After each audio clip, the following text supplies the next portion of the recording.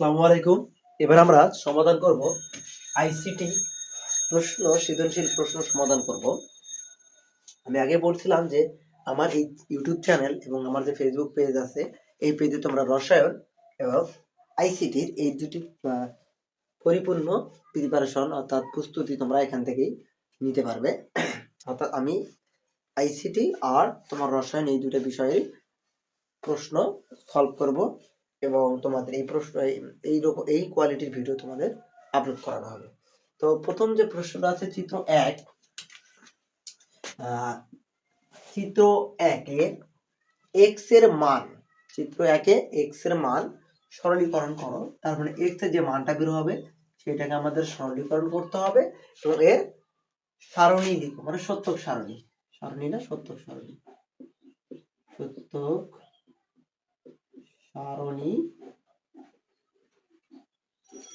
লিখো। তার মানে এর আবার সত্যক সারণী আমাদের লিখতে হবে। তো আমাদের যেখানে চিত্র 1 আছে তার সঙ্গে আমরা একটু পরিচিত হয়ে নেই। তো এই গেটটা হচ্ছে আমাদের নর গেট। কি গেট? নর গেট। আর একটা আছে দেখো এরকম, এটা হচ্ছে আমাদের ন্যান্ড গেট। একটা হচ্ছে নর আর একটা হচ্ছে ন্যান্ড। তাহলে এই ন্যান্ডে আমাদের দুইটা গেট আছে, একটা অ্যান্ড আর একটা হচ্ছে নট। কি হচ্ছে? নট। এই অ্যান্ড কি করে? দুইটি গেটকে কি করে? গুণ করে। আর এই পুরো এই কাজ করে কি? প্রাইমের কাজ করে। এখানেও এই নর এ আছে দুইটা গেট, একটা হচ্ছে আমাদের কি, একটা ওয়ার গেট আছে আর একটা আছে নট গেট। কি গেট আছে? ওয়ার হচ্ছে কি দুইটা গেটকে কি করে? যোগ করে। কি করে? আর এই নটের কাজ হচ্ছে কাউকে প্রাইম বানায়। অর্থাৎ এ যদি আমি ঢুকাই তাহলে এদিকে আসে হবে আমার প্রাইম, আর ওয়ার গেটে এ আর বি যদি আমি প্রবেশ করাই তাহলে ওয়ার তো যোগ করে, এ প্লাস বি হবে, এটা হচ্ছে যোগ। আর এন্ড হচ্ছে কি, এটা হচ্ছে আমাদের গুণ করে। কি করে? গুণ করে। তার মানে যদি এ আর বি যদি প্রবেশ করে তাহলে এটা এ আর বি গুণ করে রেখে দিবে। আর নটে যাই হোক যেটাই প্রবেশ করে না হোক না, তারপর অর্থাৎ এ বি যদি আমরা প্রবেশ করাই তাহলে এ বির উপরে কি আসবে? প্রাইম আমাদের চলে আসবে। এই ছিল আমাদের এই যে এখানকার গোয়ের প্রশ্ন করার জন্য যে এই যে গেটটা আছে, একটা নর গেট, এটাও নর গেট আর এটা হচ্ছে ন্যান্ড গেট। এই যে দেখো গেট দুটো আছে, সেই গেট দুটোর কাজ করতে গেলে অবশ্যই আমাদের এইটা আমাদের জানতে হবে। তো বলছে এক্স এর এক্স এর মান, আরে আমরা লিখি ডাইরেক্ট, আমরা সরাসরি লিখতে পারবো এক্স এর মান। এক্স এর মানটা আমরা সরাসরি যদি বের করি তাহলে এখানে আমাদের দেখো তো, এটা আমি বলছিলাম কি অর গেট, অর অর্থ কি যোগ করে, তাহলে কে কে যোগ হবে? এই যে এ আর বি হচ্ছে আমাদের যোগ হবে। কি হবে? এ প্লাস বি। তারপর আমি বললাম কি, যদি এইটার ভিতর যাই ঢুক না কেন, এইটার ভিতর যাই প্রবেশ করবে তাই প্রাইম হবে। এই যে মাথায় একটা গোল দাগ আছে, তার মানে এটা কি নট গেট চিহ্নিত করতেছে, তার ওর জন্য একটা প্রাইম আমাদের চলে আসবে।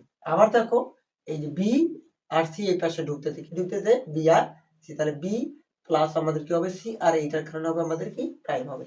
আর এখানে যে গেটটা আছে সেটা হচ্ছে কি ন্যান্ড গেট। কি আছে? NAND gate. যা ঢুকবে তাই কি করবে? গুণ করবে। তাহলে কি কি আসতেছে দেখো তো, এ প্লাস বি, এটা একটা আসতেছে, এই আমি গুণ চিহ্ন দিয়ে দিলাম। আর একটা আছে কি বি প্লাস সি, এইটা আমাদের ছিল। এই যে যা ছিল তাই কি করলো? গুণ করলো। যা ঢুকবে তাই কি হবে? গুণ হবে। তো গুণ হয়ে গেল। কিন্তু এই যে এখানে যে গোল দাগটা আছে এইটার কারণে আমাদের একটা প্রাইম চলে আসবে। এক্স এর মান আমরা আলটিমেটলি পাইলাম কি, যে এ প্লাস বি তার উপর প্রাইম, বি প্লাস সি তারপর প্রাইম, আর এই যে একটা বার চিহ্ন বা হোল বার বলা হয় এটাকে। তখন আমাদের এটাকে সরলীকরণ করতে বলছে। তো সরলীকরণে আমাদের সূত্র আছে এমন যে যদি যোগের উপর থাকে তাহলে গুণ হয়ে যায়। তাহলে প্লাসের উপর থাকলে ডি মর্গানের উপপাদ্য, এটাকে বলা হয়। তাহলে যোগের উপর থাকলে যোগ ভাগে গুণ হয়, আর যদি গুণের উপর থাকে তাহলে গুণ ভাগে কি হয়ে যায়? যোগ হয়ে যায়। এই যেমন তাহলে এটা গুণের উপর আছে না, এই বরাবর এরকম করে ভেঙে এখানে আলাদা আলাদা হবে, এবং গুণ ছিল সেটা হয় যে যোগ, আর এটা যোগ ছিল এই যে ভাঙলো এবং তারা হয়ে গেল কি, যেখান থেকে মিশে গেল, যে চিহ্নটা মিশে গেল দেখো এরকম মিশাই দিলাম, তাহলে এখানে আমি একটা কি ডট দিয়ে দিলাম, তাহলে এটা হয়ে গেল গুণ। তাহলে যদি যোগ থাকে তাহলে হয় কি গুণ, আর গুণ থাকলে হয় যোগ। আবার কোনো কিছুর উপর যদি ডাবল প্রাইম থাকে সেক্ষেত্রে সেটাকে আমরা সিঙ্গেল কেটে লিখতে পারি। তো যাই হোক, এখন আমরা এইটাকে যদি আমরা ভাঙি, দেখো তো এই যে বার চিহ্নটা সম্পূর্ণ উপর আছে গুণের উপর, তাহলে আমরা এটাকে লিখতে পারি a প্লাস বি, এই যে প্রাইম আর এই যে গুণটা হয়ে গেল কি যোগ, তাহলে বি প্লাস সি একটা ছিল, আর এই যে আমরা ভাঙতেছি এই যে গুণটা ভাঙিয়ে দিচ্ছি, এই যে এইটার ভাঙনটা এখানে চলে আসবে। দেখো, তাহলে আমরা বললাম ডাবল প্রাইম হলে কোনো কিছুর উপর যদি ডাবল প্রাইম হয় সেটাকে কি লেখা যায়, সিঙ্গেল লেখা যায়। এ প্লাস বির উপর কয়টা আছে, দুইটা, তাহলে আমরা কি লিখতে পারবো, এ প্লাস বি লিখতে পারবো, প্লাস আবার বি প্লাস সির উপর দুইটা আছে, তাহলে আমাদের শুধু লিখতে পারবো কি বি প্লাস সি। আবার দেখো, যদি এমন থাকে এ প্লাস এ, তাহলে আমরা লিখতে পারি এ লিখতে পারি, A plus A equal to A লেখা যায়। তাহলে বি প্লাস বি, তাহলে B plus B equal to কি লেখা যায়, বি লেখা যায়। এটা হচ্ছে আমাদের সূত্র, যে যোগের যে মৌলিক উপাদ্য আছে আবার গুণের মৌলিক উপাদ্য আছে, সেক্ষেত্রে এ প্লাস এ করলে এ হয়ে যায়। তো আমার আগের ভিডিও আছে, সেখানে তোমরা দেখে নিবা যে সমীকরণ সরলীকরণ ওখানে আছে, ওখানে তোমরা অবশ্যই এরকম অনেক কাজ পাবা যেগুলো আমি সমাধান করে করছি, এবং সেখানে সূত্রগুলো লেখা আছে। তাহলে আমরা লিখতে পারি এ, তাহলে B plus B equal to B, তাহলে এখানে সি। দেখো এখানে বলছে সরলীকরণ করো, সরলীকরণ করে সত্যক সারণী লিখতে বলছে, তাহলে সরলীকরণ করা শেষ, আর কিন্তু আমাদের কোনো কাজ যাবে না। তাহলে এখন সত্যক সারণী, সত্যক সারণী, সত্যক সারণী আমরা করবো এখন। দেখো ইনপুট কয়টা, যেটা আমাদের চালক থাকবে তয়টা আমাদের input, A B C, A B একটা, সি একটা, তিনটা আমাদের ইনপুট।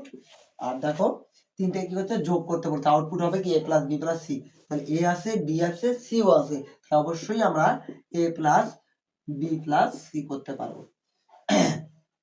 আরেকটা কথা, এখানে দেখো কয়টা ইনপুট আছে, 2 টু দি পাওয়ার n যদি আমরা কল্পনা করি, তাহলে ইনপুট আছে তিনটা, 2 এর উপর কিউব করলে 8 হয়, তার মানে ঘর হবে কয়টা, 8 8 এর অর্ধেক কত, 4, তাহলে 8 এর অর্ধেক 4 হলে প্রথম ঘরে 4টা জিরো, কয়টা জিরো,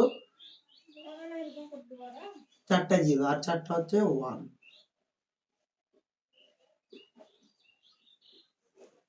প্রথম ঘরে 4টা জিরো, 4টা 1।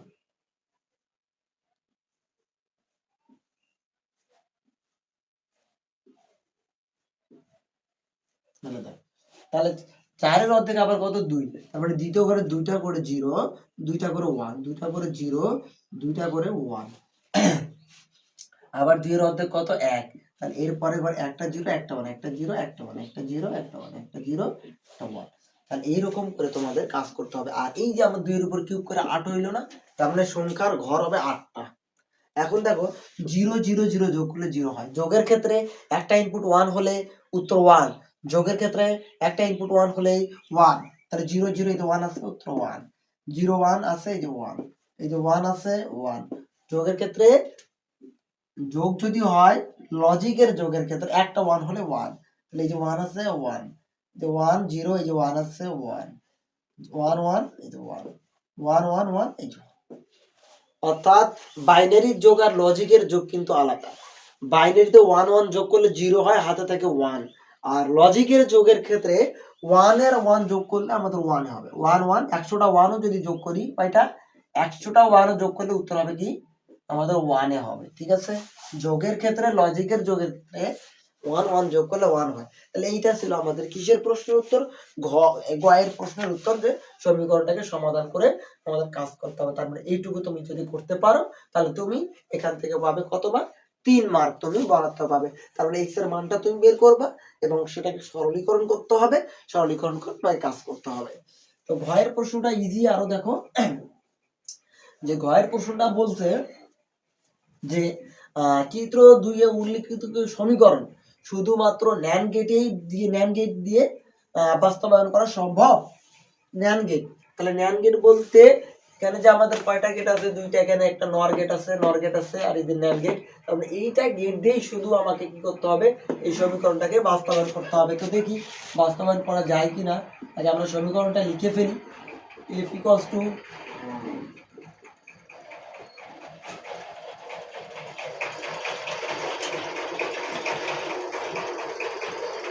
এটা হচ্ছে আমাদের সমীকরণ।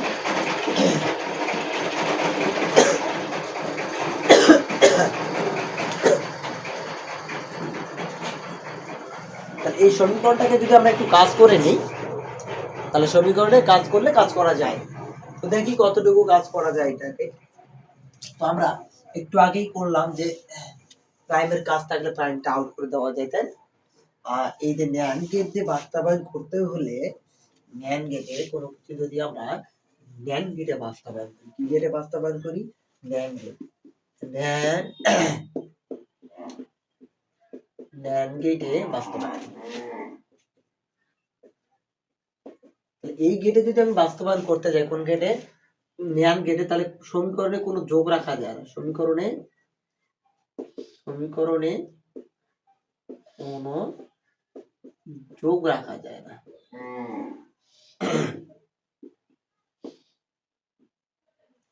সমীকরণে কোনো যোগ রাখা যায় না, তার মানে এই সমীকরণের উপর কোন রকমের যোগ রাখা যাবে না। যেমন এখানে একটা যোগ আছে, এখানে যোগ আছে, তার মানে এই যোগগুলাকে আগে আউট করে দিতে হবে। তাহলে আমি এটাকে লিখতে পারি যে এ প্রাইম, তারপর যদি আমি এইটাকে ভাঙি, যে এই যে পার্টটা আছে, এই পার্টটুকু যদি আমি ভাঙি, তাহলে এইটা উঠবে আমার এখান থেকে ভেঙে যাবে। তাহলে এই আগে থেকে একটা প্রাইম আছে আর একটা প্রাইম বসে গেল, আর এই প্লাসটা কি হয়ে যাবে? ডট হয়ে যাবে, বি প্রাইম আবার একটা প্রাইম হয়ে যাবে।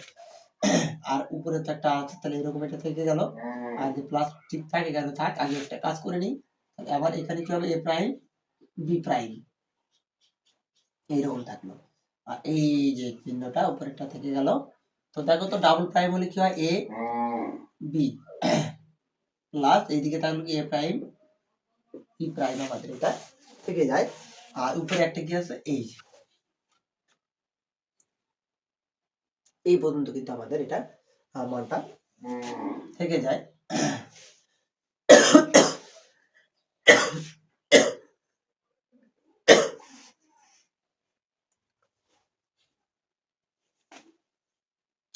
এটা যদি আমরা আরেকবার কাজ করে নিই, তাহলে এটা আমরা পাবো এরকম। যেহেতু আমরা চোখ রাখতে পারবো না, তো এ বি প্লাসটা এটা হয়ে গেল এ প্রাইম, এটা। তো দেখো আমাদের কিন্তু এরপরে যদি আমরা কোনো কাজ করি, কি করি? এরপরে যদি আরেকবার কাজ করা হয়ে যায়, সেক্ষেত্রে কিন্তু যদি আমার এটা যদি ভেঙে ফেলি, এ প্রাইম বি প্রাইম, যেটাকে যদি আমরা ভেঙি, তাহলে এ প্রাইম প্লাস, আবার দেখো যে প্লাস চলে আসতেছে, কিন্তু আমি বললাম কি, ন্যান্ড গেট দ্বারা বাস্তবায়ন করার ক্ষেত্রে সমীকরণে কোনো যোগ রাখা যায় না। সমীকরণ সমাধান করা গেলে যদি যায়, সমীকরণটাকে সমাধান করা গেলে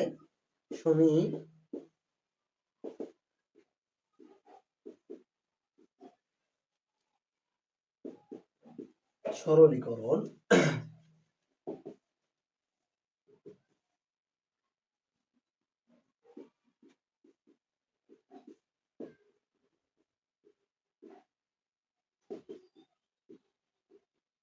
তবে করতে হবে। সমীকরণটা যদি সরলীকরণ করা যায়, তো সরল যদি করা যায় তাহলে অবশ্যই করতে হবে। যেমন আমি যেখানে সরলীকরণ করা যাচ্ছিল, আমি সরলীকরণ করছি, সরলীকরণ করা যাচ্ছিল, এই জন্য আমরা সরলীকরণ করলাম। তো সরলীকরণ করা গেলে অবশ্যই সরলীকরণ করতে হবে। আর যদি না যায়, তাহলে তো আমাদের সমীকরণ গুণ রাখা যাবে না।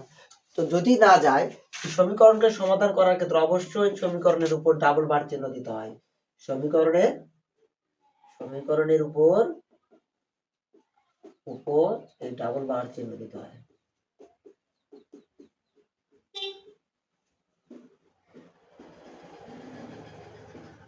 সমীকরণের উপর কি দিতে হবে? অবশ্যই সমীকরণের উপরে ডাবল বার চিহ্ন দিতে হবে, যদি সমীকরণটাকে সমাধান করা না যায়। কেন সমীকরণের উপর ডাবল বার চিহ্ন দিতে হবে, এখন আমি তোমাদের সমাধান করালে বুঝতে পারবা। যে এফ এর মানকে ন্যান্ড গেটে বাস্তবায়ন করা হলো, ন্যান্ড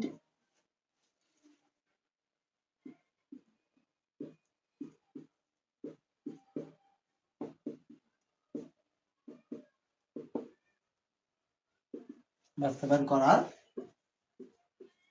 হলো। দেখো আমরা করে ফেলি, এখানে চালক আছে কয়টা? দুইটা, এ আর বি। তাহলে আমি এ আর বি এখানে করে নিলাম। তো দেখো এ বি সব কয়টা কাজ কিসের মধ্যে দিয়ে করতে হবে? ন্যান্ড গেটে করতে হবে। যেহেতু বলছে ন্যান্ড গেট দিয়ে শুধু বাস্তবায়ন করো, তাহলে যা কিছু করবো না কেন, একটা ইনপুটও আউটপুটও যদি বের করি, তাও আমাদের কি করতে হবে? ন্যান্ড গেটে বাস্তবায়ন করতে হবে। এ বি, তাহলে এটা ন্যান্ডে গুণ করে, আর এই বৃত্তটার কারণে এই গোল দাগের কারণে এখানে আমার একটা প্রাইম আসবে। আবার দেখো এ প্রাইম বি প্রাইম, তাহলে এ একটা কি আছে সিঙ্গেল প্রাইম আছে, তাহলে আমাদের এই সিঙ্গেল প্রাইমটা বের করতে হলেও একটা আমার কি লাগবে, ন্যান্ড গেট লাগবে। আবার বি একটা সিঙ্গেল প্রাইম আছে, বি কে বের করতে সিঙ্গেল প্রাইম বের করতে একটা ন্যান্ড গেটই ব্যবহার করতে হবে। তাহলে আমি এখানে পাবো এ প্রাইম, এখানে পাবো বি প্রাইম। আবার এই দুটাকে আবার কি করতে হবে, একটা ন্যান্ড গেটে দিব, কারণ এরা এ বি অ্যাডজাস্ট হয়ে আছে, এক জায়গায় আছে, এ প্রাইম বি প্রাইম, এটার কারণে আমাদের এইটা আসবে। দেখো দুইটা দুই দিকে থাকলো, তাই না, এটা একদিক, আমার এইটা একদিক থাকলো, দুইটা দুই দিকে থাকলো, কিন্তু আমাদের এই দুটা কি ডট দ্বারা অ্যাডজাস্ট আছে না, তাহলে ডট দ্বারা যদি একই এক জায়গায় যদি থাকে, তাহলে এদেরকে আমাদের কি করতে হবে, অ্যাডজাস্ট করতে হবে। তাহলে কি হবে, A B prime into A prime B prime, তারপরে এই যে প্রাইম, আর এই যে এটা আছে না, এইটা আসলো। দেখো এখানে যেটা আসলো আমার, এখানে কি সেটা আছে, দেখো এখানে কিন্তু এটা নাই, এখানে যেটা আছে যেমন এই পরিমাণটা আছে আমাদের, এই যে এটা আছে, নিচের অংশটুকু আছে, কিন্তু এই বার চিহ্ন আমাদের এটার জন্য তো অবশ্যই আসবে, আর এটা তো আমাদের দিতেই হবে, কারণটা কি, যেহেতু আমাদের ন্যান্ড গেটে বাস্তবায়ন করতে বলতে, তাহলে এই চিত্র দিতে হবে, আর এই চিত্র দিলে যা প্রবেশ করাবো গুণ করবে এবং সম্পূর্ণ অংশের উপর কি করে দিবে, বার চিহ্ন আসবে। সেক্ষেত্রে আমাদের এখানে বার চিহ্ন নাই, আমাদের বার চিহ্ন নিতে হবে, বার চিহ্ন কি করতে হবে, নিতে হবে। তাহলে যদি আমি নেই, এই যে আমি নিলাম, তা আমি বলছিলাম কোনো কিছুর উপর একটা বার নেওয়া যায় না, কি নেওয়া যায় না, কোনো কিছুর উপর সিঙ্গেল বার নেওয়া যায় না, নিলে আমাকে কি করতে হবে, ডাবল বার নিতে হবে। আমি কি করতে পারবো, এ, কারণ ডাবল বার ইকুয়াল টু কি লেখা যায়, এ লেখা যায়। তাহলে আমি যদি এখানে ডাবল বার নিয়ে নিই, এই যে আমি ডাবল বার যদি নেই, দেখো আমি ডাবল বার নেই, তাহলে আমার এই সমীকরণটা কিন্তু থেকে গেল, কারণ ডাবল বার উঠে যায়, তাহলে আমি পূর্বের অবস্থায় যাইতে পারতেছি। তাহলে আমাদের পূর্বের অবস্থায় কিন্তু একটা যদি নেই, সেক্ষেত্রে কিন্তু আমি বলতে পারবো না এ ইকুয়াল টু এ প্রাইম, এটা আমি বলতে পারবো না। আমি দুইটার জন্য লিখতে পারবো A double prime equal to A লিখতে পারবো, তাহলে এই জন্য আমাকে ডাবল দিতে হবে। তাহলে এটাকে আমি আবার কি করব, আবার একবার ন্যান্ড গেটে বাস্তবায়ন করাবো, আবার ন্যান্ড গেটে প্রবেশ করাবো, তাহলে এ বি প্রাইম, এই ন্যান্ড গেটে বাস্তবায়ন তোমাদের হয়ে গেল। আশা করি তোমরা এটা বুঝতে পারছো, এবং এভাবে আমি তোমাদের যতগুলো বোর্ডের প্রশ্ন আছে সবগুলো সমাধান করাবো। তোমরা আইসিটিতে যারা ভয় ভীতে আছো, তাদের কোনো ভয় নেই, আইসিটি খুবই সহজ। যদি তুমি একটু মনোযোগী হও, তাহলে আইসিটি অবশ্যই সহজ। অর্থাৎ এই আইসিটিতে যে আমরা ফেল করি, অধিকাংশ স্টুডেন্ট, আর্টসের স্টুডেন্টরা ফেল করে, সায়েন্সের স্টুডেন্টরাও ফেল করে, কিন্তু এখানে ফেলের কোনো কারবার নেই। অর্থাৎ আমরা যদি বুঝে বুঝে সমাধানগুলো করি, এবং কিভাবে করব সেটা আমাদের প্রসেস জানতে হবে। অর্থাৎ আমরা গতানুগতিক, এখন আমাদের স্টুডেন্টের থেকে ছাড়ের সংখ্যা বেশি, অর্থাৎ কেউ দেখো পারে না ঠিক মতো, ও কিন্তু এখানে চলে আসছে। শিক্ষকতা এমন একটা পেশা, তুমি যদি পিওর ভাবে না জানো, তাহলে তোমাকে এখানে আসার কোনো প্রশ্ন আসে না। তুমি এমন ভাবে বুঝাও বা এমন ভাবে করাও যারা স্টুডেন্টরা তোমার কথা বুঝতে পারে, বা স্টুডেন্টরা বোঝে। মুখস্থ বিদ্যা দিয়ে এখানে আসে, আমি একটা সৃজনশীল গাইড দেখে আসে মুখস্থ করলাম, মুখস্থ করে আসে সমাধান করাইলাম, এর মানে কিন্তু তুমি শিক্ষক না। তুমি তোমার মেধা দিয়ে কত সহজে অঙ্কটা করা যায়, তবে এটাও কিন্তু দেখবা যে বিভিন্ন গাইডে বিভিন্ন রকম করে দেওয়া আছে, আর আমি করলাম এইভাবে। তো এইটাও যা গাইডে আছে যেটা, এটাও ঠিক। তাহলে আমরা খুব সহজ যে যাতে আমরা সমাধান করতে পারি, এবং এই যে একটা করে সিকিউ সমাধান করতে কোন কোন টপিক গুলো আমাকে জানতে হচ্ছে, সেগুলো অবশ্যই তোমাকে জানতে হবে।